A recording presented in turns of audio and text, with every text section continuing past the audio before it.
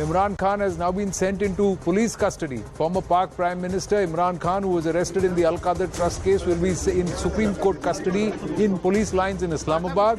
The Pak Supreme Court has said Imran's arrest was illegal. Imran Khan in court appealed to maintain peace. He said he doesn't want any loss in the country, nor does he wish for people to get incited.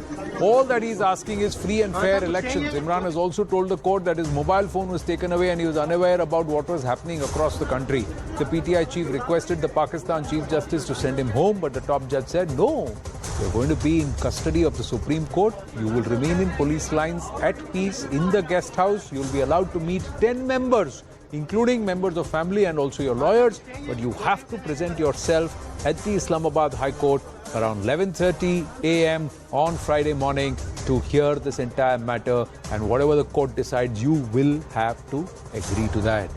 So, the larger question is the opposition being silenced? Imran Khan, the PTI chief and former Pak Prime Minister, in police guest house in Islamabad. Shah Mahmood Qureshi, the PTI Vice President and former Pak Foreign Minister, he is under arrest. Fawad Chaudhry, former Pak Minister, is under arrest. Asad Umar, PTI Secretary General, arrested. Jamshed Iqbal Shima, Pak Minister and PTI leader, arrested. Falak Naz Chitrali, PTI leader, arrested. Musarat Jamshed Chima, PTI leader, arrested. Malika Bukhari, Ijaz Chaudhry, PTI Senator. Ali Muhammad Khan, former Pak Federal Minister, all of them arrested. So is it trying to just incarcerate all leadership voices within the PTI to diffuse the political party and its movement altogether? We've got army deployed in Islamabad, in Sindh, in Punjab, in Khyber Pakhtunkhwa, and also in large parts of Balochistan.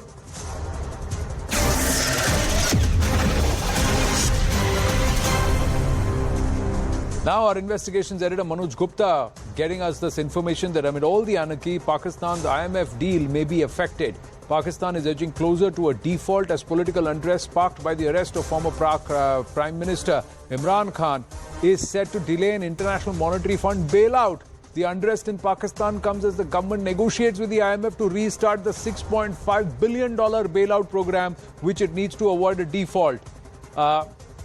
Columbia Threadneedle Investments had said it makes increasingly difficult for Pakistan to avoid a default in the absence of fresh funding support coming. According to the Columbia Threadneedle, the external debt service is estimated at about $22 billion for the fiscal year 2024.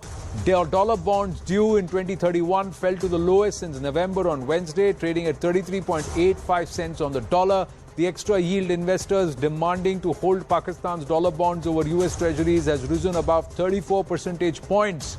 So that's a huge issue that is happening at this point. The dollar bonds fell due 2031, fell since November on Thursday, trading at 33.85. I told you the deteriorating political situation in the country playing on the mind of the investors as the Pak rupee declined to a record low of 291.93 against the US dollar during the early hours of trading in the interbank market. Now, Moody's Investor Service said Pakistan could default without an IMF loan bailout as the financing options beyond June are uncertain.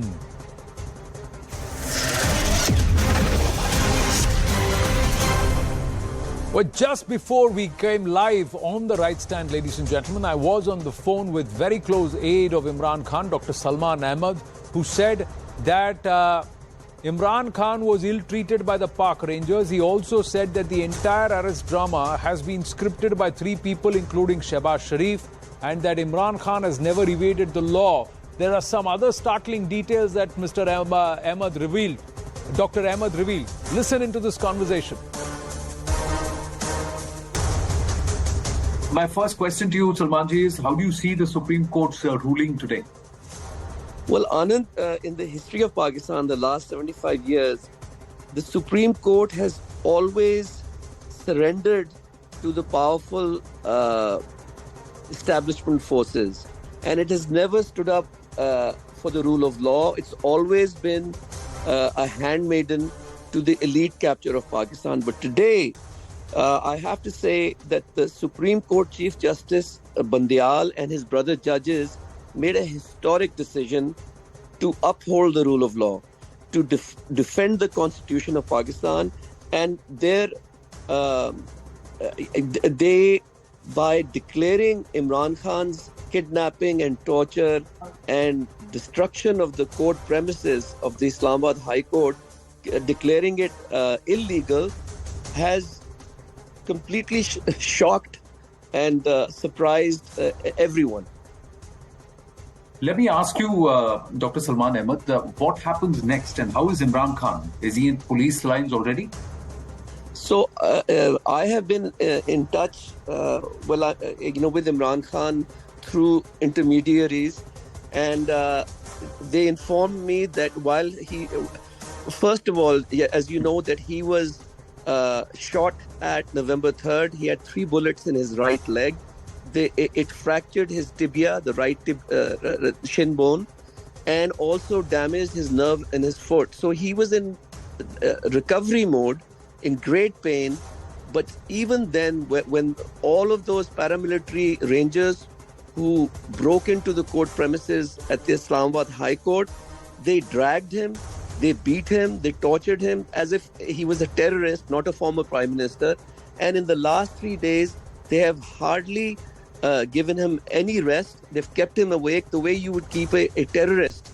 And the food that they gave him, he's informed me, Mr. Imran Khan informed me, that the food has had some elements in it which made him sick. So it's a miracle that today the Supreme Court has declared his captivity and his detention illegal, and that he's able to come out. The first thing he has said is that all the people of Pakistan should protest peacefully, not to take the law into their own hands. But this is also not full relief because the court says he'll continue to remain in the court's custody and he has to present himself at around 11:30 tomorrow morning at the Islamabad High Court. Absolutely. It's a momentary moment. It's a momentary victory, and the moment is still fraught with grave danger. But the fact that the Supreme Court, it's the highest court in the land, the Chief Justice and the 2 brother justices have gone completely against history. That has to be registered. Well, so that was Dr. Salman Ahmed saying that it's never happened that the courts have taken such a position, and that too against the establishment. Sushant Sareem, Senior Fellow ORF with us, and Major Yasir Janjua, Security Analyst, also with us. Namaste. Thank you for speaking with us and thank you for your time, gentlemen. Major Yasir Janjua, how do you see the situation panning out in Pakistan? There is financial crisis. IMF bailouts is a big question. There is huge pressure on the army to act, the current government to act, and of course there's anarchy on the streets because of Imran Khan supporters.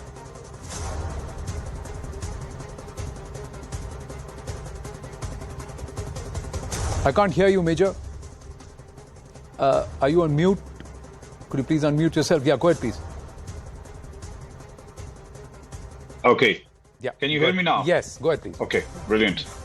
Okay, I absolutely agree with you, Anand. There is chaos on the streets in Pakistan because Imran Khan is a very famous leader. This government, unfortunately, they axed their own feet last year.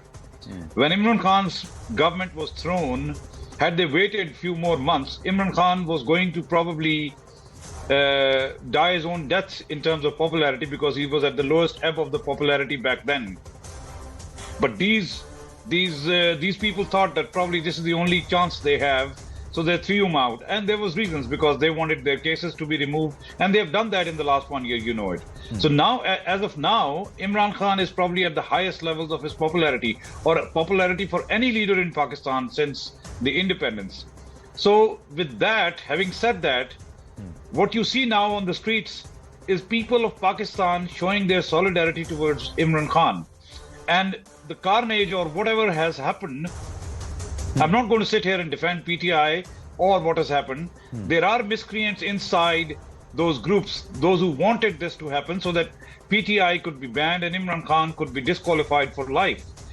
Going over to your question about the IMF bail package or IMF package, honestly speaking, even if I was the managing director of IMF, I would refuse Pakistan this kind of money in what's going on in the country.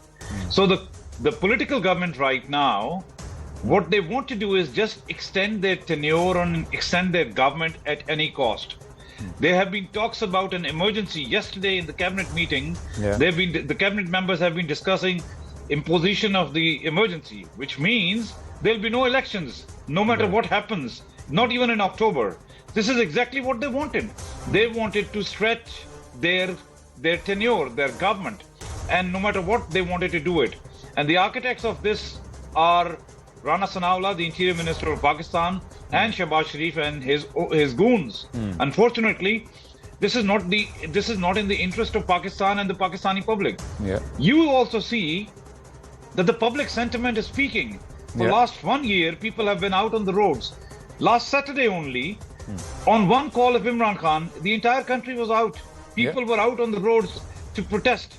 So that means he is a popular leader right now, and this is the will of people. You can't just ignore it. The Supreme Court has given an order for 14th of May elections in Punjab.